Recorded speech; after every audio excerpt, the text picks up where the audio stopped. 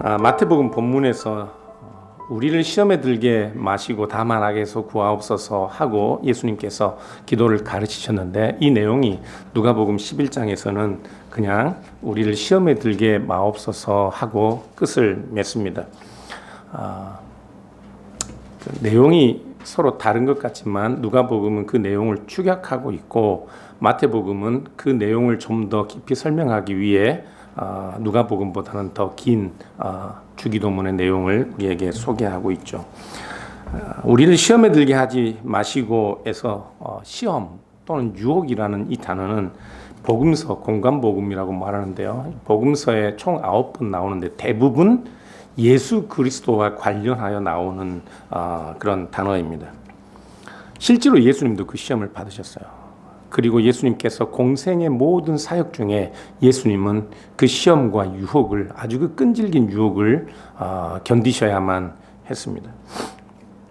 이 마태복음은 이 유혹이, 이 시험이 그리스도를 반대하고 그리스도가 우리에게 걸려 넘어지게 하는 돌이 되게 하는 그런 유혹이며, 그 유혹의 내용 또는 그 유혹의 주체가 누구인지를 설명하기 위해 다만 악에서 구하옵소서 하는 내용을 더 우리에게 소개하고 있습니다. 오늘 본문을 보시면 예수님께서 광야에서 40일 동안 시험을 받으십니다. 그때 40일 동안 금식하시는 중에 사탄이 예수님께 와 유혹하는 내용이 오늘 내용인데요. 예수님께서 당하신 유혹은 오늘날 우리도 동일하게 받을 수 있는 그런 유혹이기 때문에 이 내용을 좀 깊이 살펴볼 필요가 있습니다. 첫 번째 유혹은 본문 3절에 보시는 것처럼 배고픈 예수님께 찾아온 사탄이 크게 소리치라는 유혹입니다. 어떻게 소리쳐요? 내가 만일 하나님의 아들이거든 돌덩이에게 명하여 떡덩이가 되게 하라는 유혹이었습니다. 하나님의 아들이거든 너의 능력을 돌덩어리를 떡덩어리로 바꾸는 그 능력으로 증명하라 하는 유혹이죠. 그런데 빌립보서 2장을 보시면 예수님은 본래 하나님의 본체이시지만 그는 하나님과 동등됨을, 자신의 하나님됨을 자신의 유익을 위하여 자신의 능력을 사용하는 것이 아니라 자신을 위하여 무엇을 취할 것을 당연하게 여기시는 것이 아니라 오히려 자기를 비워 종의 형체를 가지셨다고 말씀하고 있는데, 사탄은 지금 예수님에게 자기를 위하여 돌덩이를 떡덩이가 되게 하는 능력을 사용하라 유혹하고 있습니다. 예수님께서 만일 자기 자신의 배고픔을 해결하기 위해, 자신의 피로를 채우기 위해 돌덩어리를 떡덩어리 되게 만드는, 그렇게 자기 힘을 자기를 위해 사용하신다면 예수님은 십자가를 지실 일이 없을 것입니다. 사탄의 유혹이 어떤 유혹인지 알겠습니까? 그래서 예수님은 기록되었으되 사람이 떡으로만 사는 것 아니라 하나님의 입에서 나오는 모든 말씀으로 산다 말씀하셨습니다. 누가복음은 하나님의 입에서 나오는 모든 말씀으로 산다는 내용이 없지만 마태복음 4장은 그 모든 내용을 포함하고 있어요. 사람이 떡으로만 사는 것이 아니라 기록되었다는 누가복음의 말씀은 그 뒤에 그렇기 때문에 사람이 하나님의 입에서 나오는 모든 말씀으로 산다는 것을 암시하고 있습니다. 서로 다른 내용이 아니에요. 사랑하는 여러분, 여러분은 여러분의 생명이 어디에 있다고 보십니까? 먹고 마시고 입는 것이 여러분의 생명을 보존한다고 믿으십니까? 아니요. 사람은 그것으로 살지 못합니다. 먹어도 죽습니다. 잘 입어도 죽습니다. 잘 마셔도 죽습니다.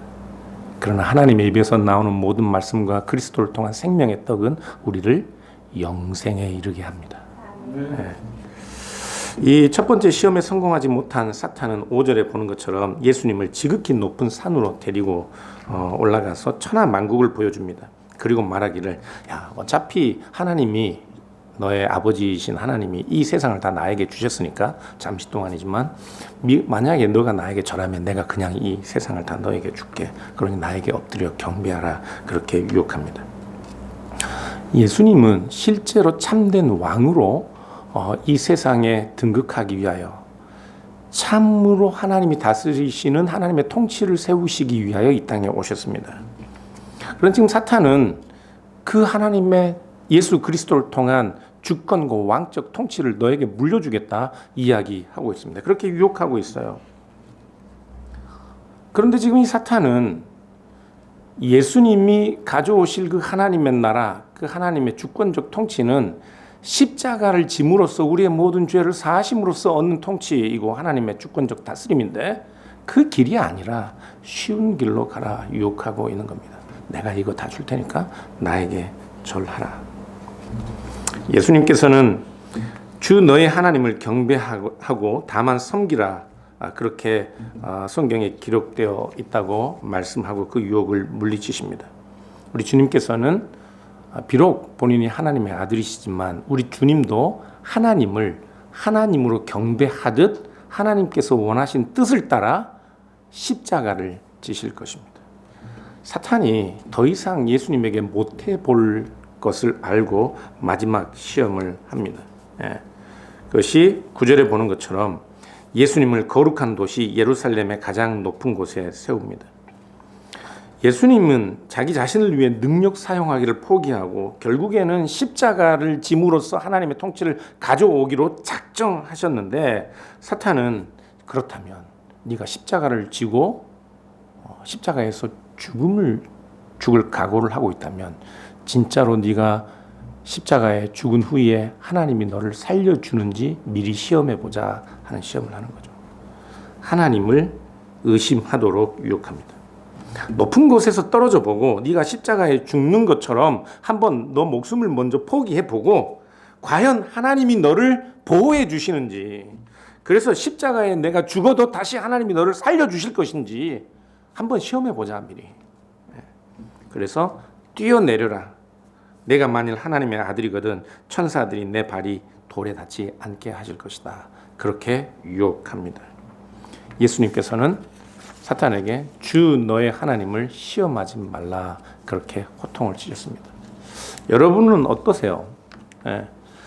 여러분은 하나님을 시험하지 않으시나요? 우리는 하나님에게 수 없는 조건들을 답니다. 이것도 해주시면 하나님, 저것도 해주시면 하나님, 이거 안 해주시면 하나님이 뭐 그래? 이런 여러분 사실 이런 모든 시험들 또는 유혹들은 사소한 것이 아니라 광야에서 예수님을 유혹하였던 그 사탄의 유혹과 맞닿아 있습니다. 예수님은 사탄의 유혹을 물리치셨습니다. 그러나 그 사탄은 아직 끝나지 않았습니다. 사탄은 계속해서 예수님을 공생의 마지막까지 유혹할 것입니다. 그래서 누가복음 4장 13절을 보시면 사탄이 광야의 모든 시험을 마친 후에 얼마 동안, 잠시 동안 떠나 있었다 그렇게 기록하고 있어요. 얼마 동안 떠났다는 말은 이 사탄, 이 유혹자가, 이 유혹하는 자가 앞으로도 계속 예수님을 끈질기게 유혹할 것이라는 말씀입니다. 그 유혹은 예수님께서 물고기 2마리와 떡 5덩이로 5,000명을 먹이실 때도 사탄은 그렇게 예수님을 유혹하였습니다. 그런데 사람들은 예수님을 억지로 세상의 임금으로 삼으려 했습니다.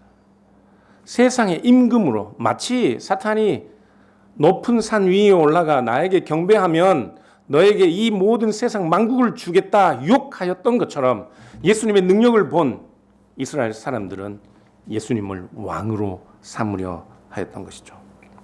유대인들은 메시아가 이스라엘의 임금이 되는 것을 당연한 것으로 여겼습니다.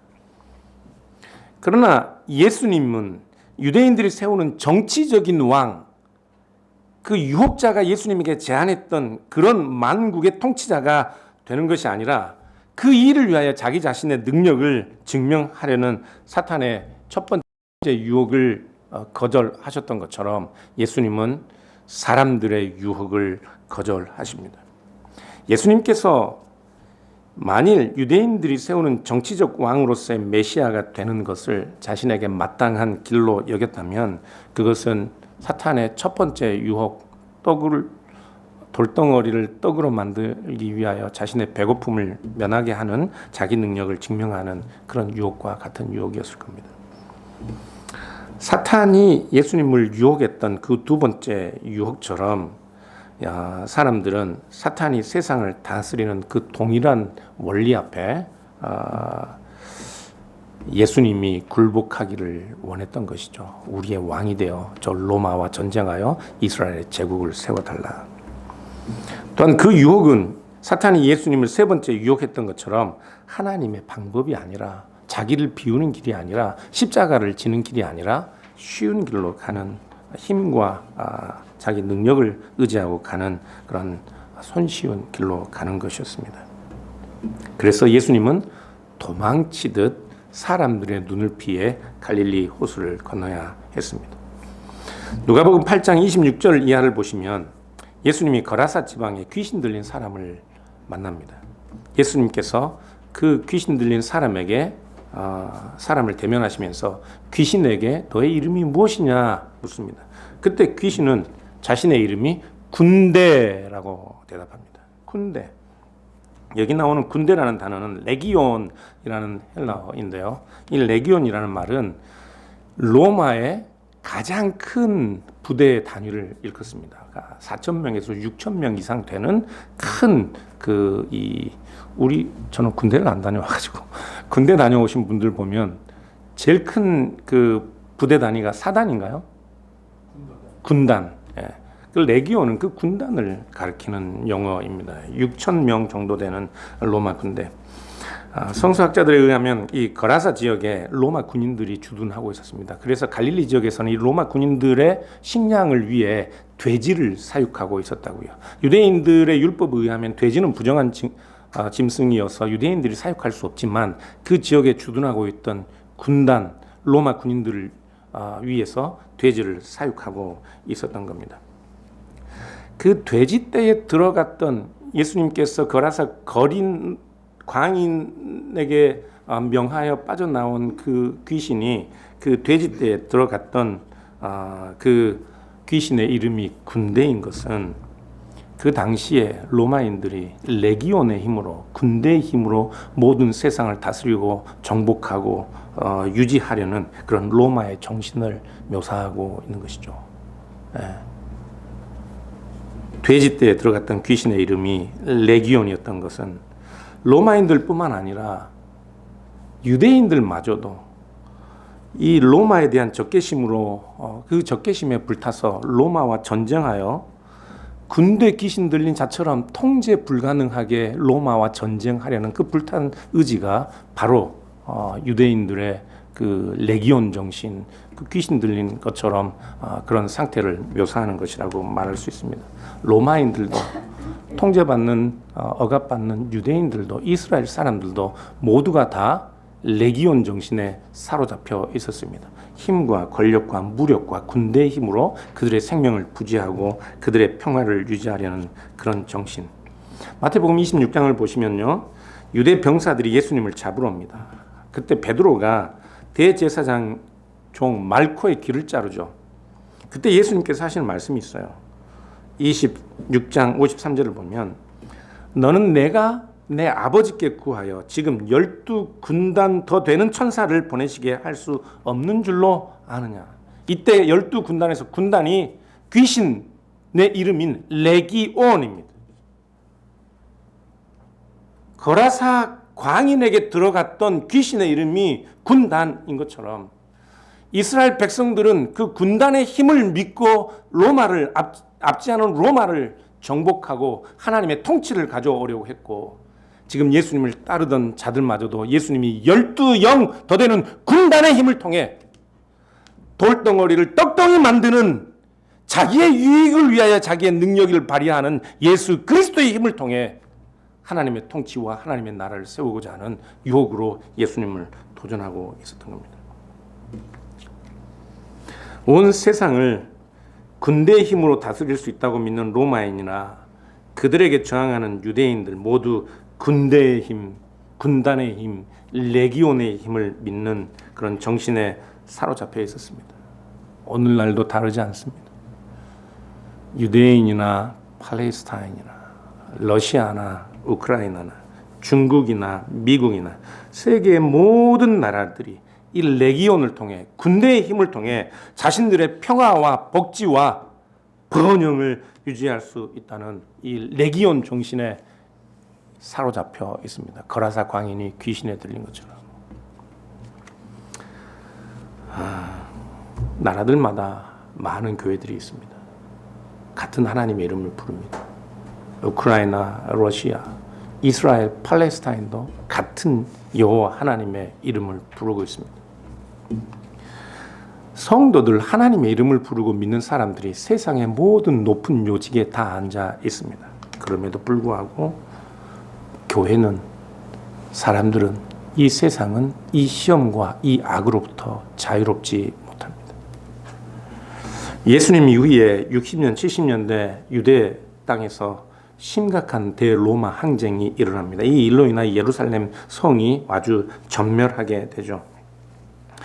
네, 135년에는 이스라엘 모든 민족이 이제는 아예 그냥 깡그리 해체되고 온 나라를 잃고 온 땅, 온 세상으로 흩어지게 되는 바르코크바 전쟁이 일어나는데, 이 2차 로마 항쟁, 제2차 유대 전쟁은 그 당시에 가장 존경받던 랍비 아키바 벤 요셉이 시작한 전쟁이었습니다.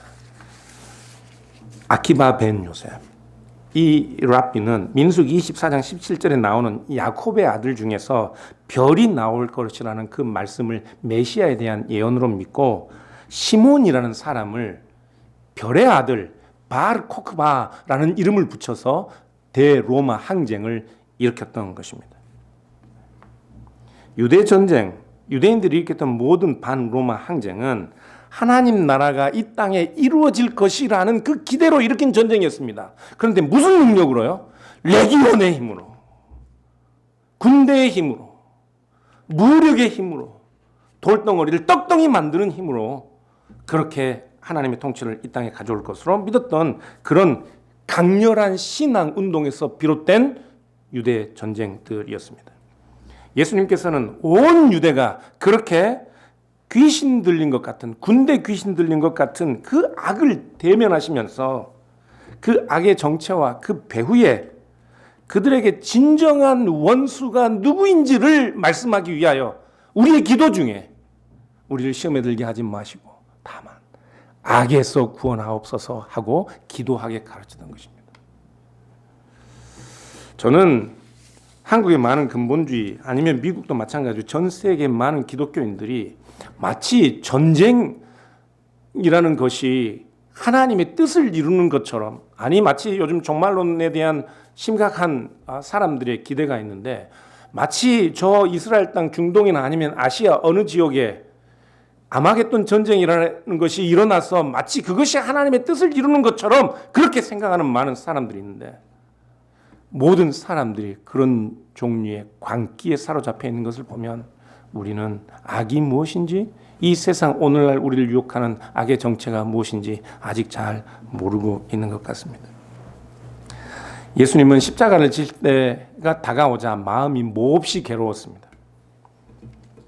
마태복음 16장을 보시면 가이사라 빌립보에 있을 때 제자들에게 묻습니다. 야, 세상에 사람들이 나를 누구라고 하느냐? 그리고 너희는 나를 누구라고 하느냐? 그때 베드로가 대답합니다. 주는 그리스도시요 살아계신 하나님의 아들이십니다. 예수님께서는 베드로를 칭찬하십니다. 왜냐하면 그 지식은, 그 고백은 혈과 육을 통해서는, 이 세상을 살아가는 혈과 육의 경험으로는 고백할 수 없는 고백이기 때문에 그렇습니다. 왜냐하면 예수님은 십자가를 향하여 나아가고 있기 때문에, 십자가를 향하여 나아가는 예수에게 주는 그리스도시요 살아계신 하나님의 아들입니다 하는 고백은 혈과 육, 우리 이 세상을 살아가는 인간적 경험을 통해서는 나올 수 없는 고백이었기 때문에, 바요나 시몬아 내가 복이 있도다, 이를 내게 알게 하신 이는 하늘에 계신 내 아버지시다, 그렇게 칭찬했던 겁니다. 그런데 예수님께서 곧이어 예루살렘에 오르시면 사람들에게 버림을 받고 십자가에 못 박혀 죽으시고 사흘 만에 다시 살아날 것이라고 말씀하시자 베드로가 당장 예수님을 밀치며 고함을 지릅니다. 절대 그런 일은 없을 것입니다. 절대 그런 일은 없을 것입니다. 그때 예수님께서 하시는 말씀이 무슨 말씀인가요? 사탄아 내 뒤로 물러가라. 내가 하나님의 일을 생각지 아니하고 도리어 사람의 일을 생각하는 도다. 광야에서 예수님을 유혹하였던 그 유혹은 베드로의 입을 통해서도 예수님에게 그 십자가가 아닌 다른 편한 길로 가도록 유혹하고 있는 것이죠. 마태복음 27장 40절을 보시면 예수님께서 십자가에 못 박혀 계신 그 순간조차 이 마귀는, 사탄은 예수님을 유혹하고 있습니다. 사람들이 예수님을 조롱하듯 하며 놀리는 말이 심상치가 않아요. 성전을 헐고 사흘에 짓는 자요, 내가 만일 하나님의 아들이거든, 내가 만일 하나님의 아들이거든 돌덩이에게 명하여 떡덩이가 되게 하라 유혹하였던 사탄의 음성, 이제는 사람들의 음성 속에 내가 만일 하나님의 아들이거든 너를 구원하고 십자가에서 내려와 보라. 무섭지 않습니까? 사탄의 유혹이었어요. 이 목소리는 광야에서 예수님을 유혹하였던 그 사탄의 유혹이었습니다. 나에게 절해라, 뛰어내려봐라, 돌덩이에게 명하여 떡덩이가 되게 해보라. 내가 하나님의 아들이거든 십자가에서 내려와 보라. 너를 구원하여 보라. 너를 구원하고 우리를 구원하라. 주기도문에서 악에 해당하는 단어는 악일 수도 있고 악한 자일 수도 있습니다. 어느 것이 옳으냐 모릅니다. 예수님이 악을 이야기했을지 악한 자를 언급했을지 알지 못하지만, 그러나 악은 분명 악한 자와 연결이 되어 있는 것은 당연합니다. 그래서 예수님께서 우리를 시험에 빠지게 하는 그 악에 대하여 말씀하실 때는 결국 그 악이란 예수님 자신을 십자가를 포기하도록 만드는 유혹이었고, 우리는 우리에게 오는 유혹이며 우리에게 오는 악이란, 악한 자란 예수 그리스도께서 십자가를 통하여 세우신 하나님의 통치가 우리를 다스리는 것이 아니라 오히려 우리를 걸려 넘어지게 하고 그 십자가의 길이 아닌 편안한 길로 가게 하는 유혹이고 악한 자인 것입니다. 십자가가 아니라 우리를 유혹하는 자의 달콤하고 손쉽고 간편하고 편하고 십자가가 없는 넓은 길로 가도록 하는 유혹, 그것은 악한 자의 악에 빠지는 것과 다름이 없습니다. 그런데 사랑하는 여러분, 너무 많은 사람들이 이 악에 대하여 무지하고 무관심합니다. 목사들은 설교 중에 사탄에 관하여 많은 이야기들을 하지만 정작 사탄과 그의 악한 유혹에 관하여는 아무런 경각심도 없고 무지한 경우들이 많습니다. 톰 라이트라는 신약 신학자인데, 그는 악의 문제와 하나님의 정의라는 책에서 이 기독교인들이 악에 대하여 잘못된 태도를 설명하면서 세 가지로 요약하고 있습니다. 첫 번째는 우리는 악이 우리를 정면으로 공격하기 전까지는 악을 무시하거나 악에 대하여 무지하다는 말입니다. 현대사회는 자극적인 문화를 추구하고 있습니다. 자극적인 음식도 그냥 매우면 안 돼요. 그래서 요즘 마라탕 인기가 많더라고요. 정말 먹어봤더니 입이 얼얼해서 다른 감각을 느끼지 못할 정도로. 우린 그렇게 아주 자극적인 음식, 자극적인 영화, 자극적인 스포츠. 옛날에는 제가 어릴 때 가족들이 저희 집에 모이면 매형들은 권투를 좋아하더라고요. 가족들이, 어린아이들이 뒤에 모였는데 피가 낭자하게 이 글러브를 끼고 복싱하는데 저 뒤쪽에서 보던 매형은 복싱이 한참 진행되고 나면 어느새 TV 앞에까지 가가지고 이러고 보고 계시는 것을 제가 보고 저게 무슨 재미가 있는가 그랬는데, 요즘 제가 보니까 뭡니까? M&A? 뭐죠? 요즘 아주 다양한 종류의 이 싸움들이 많더라고요. 철장에 가둬놓고 UFC. 저도 우연히 한번 봤는데 그게 재밌어지는 저를 보고 엄청 당황했습니다. 피가 낭자하고 엎드려져 있는 사람에게 계속 구타를 하는 그런 상황들, 우리 아이들이 그런 것을 보고 그것은 너무나도 당연한 스포츠라고 여길 수 있지만 사실은 그것은 심각하게 변질되고 있는 오늘날 현대 자극적인 문화의 한 현상입니다.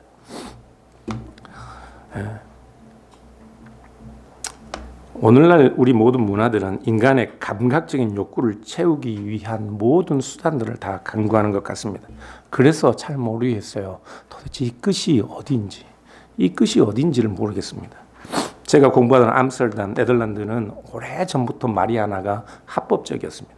마리아나를 합법화할 때 사람들은 이것을 불법으로 규정해 놓으면 통제가 안 되기 때문에 오히려 그걸 합법화 시켜 놓으면 정부가 제대로 통제할 수 있고, 그래서 오히려 심각한 사회 문제를 해결할 수 있을 것이라 그렇게 마리화나를 합법화했습니다. 그런데 그 합법화의 폐해는 네덜란드 시민들이 고스란히 떠안고 있었습니다. 해외에서 모든 관광객들이 네덜란드 암스테르담을 방문하는 첫 번째 이유, 마리화나를 하기 위해서입니다. 그런데 관광 산업은 흥할 수 있지만 그 삶의 자리에서 우리 아이들은 심각하게 마리화나 중독에 빠져 있었습니다. 제가 네덜란드에 살기 시작한 지 얼마 되지 않았을 때 저희 큰아이가 압정을 입에 이렇게 물고 있다가 어떻게 숨을 잘못 쉬었는데 압정이 목으로 넘어가 버렸어요.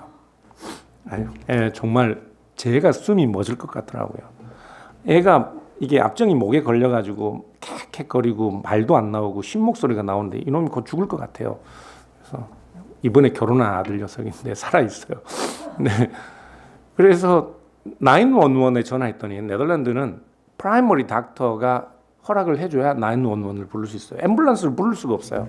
그래서 제 옆집에 달려가서 그분에게 요청해서 그분의 차를 타고 가까운 병원에 가서 이 녀석이 이걸 빼내는 시소를 하는데, 병실 밖에서 대기실에서 앉아서 그분과 이야기를 하는데 저는 가슴이 조마조마하고 정말 이 일이 어떻게 우리 아이들에게 아무런 피해가 없이 문제가 잘 해결될까 하고 있는데 그분은 자기의 신세 한탄을 하기 시작했습니다. 제 옆에서 불안하고 초조한 제 옆에서 그분의 신세 한탄은 그에게 있는 두 아들에 관한 것이었습니다. 두 아들 다 마리화나와 마약 중독에 빠져 있었고 매일처럼 와서 아버지에게 돈을 달라 요구하고 있었습니다. 일을 할 수가 없으니까요. 그런데 안 줄 수 없는 것이, 돈을 안 주면 마약에 중독되어 있는 아들들이 무슨 짓을 할지 모르기 때문에 돈을 줄 수밖에 없는 그 비참한 현실이었습니다. 슬프죠? 그런데 미국도 여기저기 마리화나를 합법화하고 있습니다. 이미 미국의 대도시 여기저기에 좀비 거리라고 하는, 그렇게 마약에 중독된 사람들이 거리를 가득 채우고 있고, 펜타놀, 향정신성 약품들을 사람들이 비밀리 구해서 그것을 남용하고 그런 처참한 결과들을 보고 있음에도 불구하고 미국 정부는 여기저기 마리화나를 합법화하고 있으니, 어떤 사람들은 그것으로 돈을 벌 수도 있고 어떤 사람들은 절제력이 강해서 그것으로 레크레이션처럼 사용할 수 있지만, 그러나 수 없는 우리 아이들과 우리의 가족들, 우리의 이웃들이 중독에 빠져 그들의 삶을 망치게 될 것입니다. 그 사탄의 심각한 유혹과 악, 그 뒤에서 우리를 유혹하는 그 악의 정체에 대하여 우리는 무지하고 무관심해요. 그래서 제가 제 목사님들에게 이런 이야기하면 그 일을 왜 교회가 하느냐? 복음만 전도하면 되지. 전도만 하면 되지. 교회만 키우면 되지. 웬 중독 이야기를 하고 웬 마약에 관심을 갖느냐? 악의 정체를 모르고 악에 대하여 무심하기 때문에 그렇습니다. 두 번째, 악에 대해 무감하고 악을 의심하지 못하면 악이 우리를 유혹할 때 우리는 쉽게 넘어가긴 마련입니다. 그리고 악이 우리를 직접 공격해 올 때는 깜짝 놀라고 무서워서 어떻게 대처해야 할지를 모릅니다. 교회에서 늘 가까이 지내던 이런 가족 같은 분들이 사소한 문제로 의견을 달리하면 걷잡을 수 없는 심각한 분쟁이 생깁니다. 저는 너무 많은 경험이 있습니다. 다들 천사처럼 앉아있지만요, 사소한 문제, 서로 다른 의견이 생기면 이걸 어떻게 해결하지 못해서 결국에는 원수가 되는 것을 많이 보았습니다. 평소에 그렇게 친절하던 그분이, 평소에 그렇게 천사 같던 그분이 그 돌변한 모습에 우리는 너무나도 크게 실망해서 그 문제를 어떻게 해결할지 수습할지 모르게 되는 경우들이 많습니다. 너무 당황스러워서 내 생각과 내 뜻에 맞지 않는 저분에게 너무 억울하고 원통해서 결국에는 우리의 감정이 가는 대로 모든 일들을 추스려가고 마지막에 주먹 다짐까지 하고 어떤 교회는 칼부림까지 하는 것도 저는 알고 있습니다. 슬프죠. 여러분, 주님 오실 때까지 악은 현실입니다. 우리를 유혹하는 자는 마치 예수님을 유혹하였던 자가 잠시 예수님을 떠나 있었던 것처럼, 예수님이 십자가에 못 박혀 죽는 순간까지 예수님을 유혹하였던 것처럼 마지막 주님이 오실 때까지 우리는 그 악을 대면하게 될 것입니다. 당황하지 마십시오. 미리 아세요. 그런 일들 일어날 수 있습니다. 일어날 수 있어요. 일어나면 안 되지만, 안 일어나면 좋겠지만 일어나도 당황하면 안 돼요. 일어날 수 있을 거라는 생각을 해야 합니다. 그래야 지혜롭게 우리의 문제가 어디에서 시작되었는지, 이 문제가 결국은 무엇을 위하여 시작한 문제인지 그 근원과 목적을 따라서 우리를 내려놓고 포기할 수 있는 그런 길들을 찾아야 하는 겁니다. 악에 대한 무관심과 그 갑작스러운 그런 경험이 가져다주는 놀라움과 두려움 때문에 우리는 결과적으로 미숙하고 아주 위험한 방식으로 그 문제들을 해결하려고 합니다. 그래서 그 문제가 어디서 어떻게 시작됐는지, 궁극적인 목표가 무엇이었는지 다 잊어버리고 자기 감정에 충실해져서 악에 대해 악으로 보복하는 그런 미숙한 태도를 취하게 되는데, 급기야는 서로 해결할 수 없는 원수 관계가 되고 맙니다. 사랑하는 여러분, 기억하십시오. 결코 이 유혹이 우리에게 없지 않을 것입니다. 우리가 사는 날들 동안 잠시 예수님을 떠났던 사탄처럼 늘 우리를 찾아와 절묘한 타이밍에 우리를 넘어뜨리려 할 것입니다. 하나님이 이 세상에 군림하는 악을, 이 세상의 악을 다스리는 방법이 무엇이었습니까? 하나님이 아들을 보내시고 그 아들은 십자가에 못 박혀 죽으시는 방법이었습니다. 자기 능력을 자기를 위하여 유익한 대로 사용하는 하나님의 능력이 아니라, 하나님은 자기 아들을 포기하시고 아들은 자신의 하나님 되심을 포기하셨습니다. 십자가였습니다. 십자가. 이 세상의 악을 다스리는 하나님의 유일한 방법이 뭐라고요? 따라해 보세요. 십자가. 좀 더 크게 해보세요. 십자가. 하나님의 유일한 방법도 십자가라면 우리가 대면하는 악을 해결하는 우리의 유일한 방법도 무엇이겠습니까? 십자가입니다. 크게 좀 해보세요. 십자가요. 여기 달고 다니는 게 아니고, 우리의 삶의 이정표가 되고 우리 삶의 내용이 되어야 해요. 십자가. 오늘 우리에게 늘 다가오는 유혹은 이 십자가를 부정하게 하는 겁니다. 십자가를 지지 말고 돌덩이가 떡덩어리가 되게 하는 유혹이라고요. 십자가가 아니라 편한 길로 가서 사탄에게 절하면 달콤한 사탕도 받아먹고 넓은 집도 얻고 세상 사람들이 부러워하는 높은 자리에도 얻게 되는 그 길을 우리로 하여금 탐하게 만드는 유혹. 사랑하는 여러분, 악한 자는 광야에서 예수님을 시험하던 것처럼 오늘 우리에게도 우리의 힘으로 돌덩어리를 떡덩어리 되게 만들고 우리의 힘을 증명하여 사람들 위에 우리의 권위, 하나님의 아들 된 것을 증명하라고 유혹할 것입니다. 십자가가 아니라 악에 대하여 악으로 갚지 말아야 할 것을 사탄은 우리에게 악으로 받아치라고 유혹할 겁니다. 고개 숙이지 말아라. 참지 말아라. 아니, 오래 참지 말아라. 인내하지 말아라. 목소리에 힘을 주어서 너의 너된 것을 증명하라. 너의 옳은 것을 주장하라. 편하고 게으른 길을 가라. 너의 유익을 구하라. 그리고 이 모든 것을 은혜라는 말로, 내가 하나님께 받은 은혜라는 말로 그렇게 오해하게 만들 것입니다. 사랑하는 여러분, 우리는 오직 그리스도와 그의 십자가만이 하나님께서 이 세상을 파멸과 전쟁, 죄와 죽음, 억압과 착취, 가난과 기근에서 구원하는 유일한 하나님의 방법이요, 유일한 우리의 대안이라는 사실을 믿는 사람들입니다. 그렇다면 우리도 이 길로 가야 할 것 아닙니까?